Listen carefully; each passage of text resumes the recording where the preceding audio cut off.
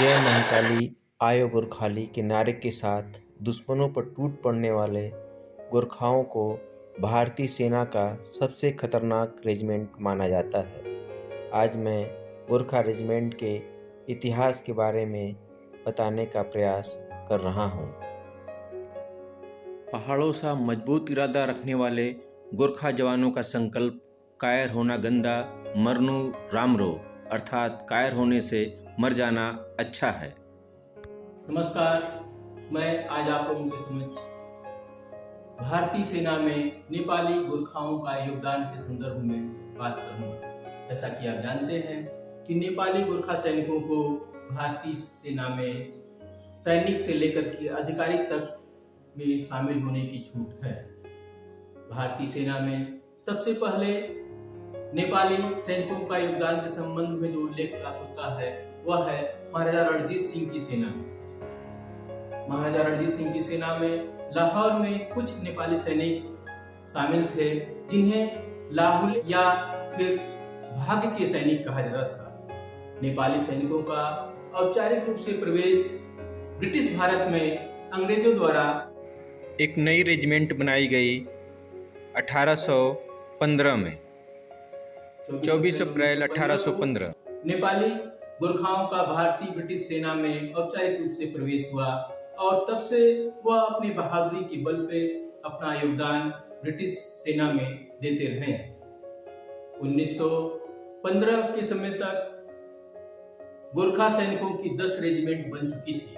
गोरखा सैनिकों ने प्रथम विश्व युद्ध में ब्रिटेन की ओर से लड़ा और कई सारे पदक भी वीरता के प्राप्त किए। जब भारत स्वतंत्र हुआ तो 1947 में भारत, ब्रिटेन और नेपाल के मध्य एक त्रिपक्षीय संधि हुई और इस संधि के तहत नेपाली गोरखा सैनिकों का जो 10 रेजिमेंट थी उसमें से 6 रेजिमेंट भारत को मिली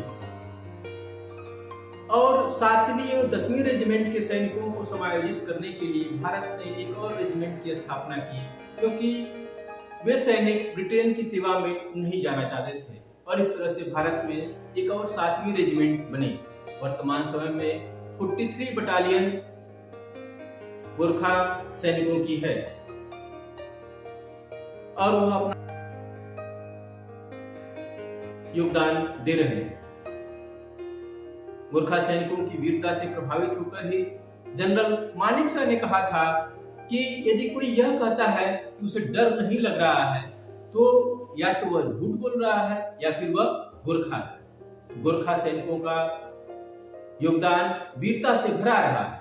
प्रथम विश्व युद्ध के समय में भी उन्होंने वीरता के कई सारे पदक प्राप्त किए। द्वितीय विश्व युद्ध में भी उन्होंने कई पदक प्राप्त किए और अपने प्राणों की आहुति भी दी और वह शहीद भी हुए।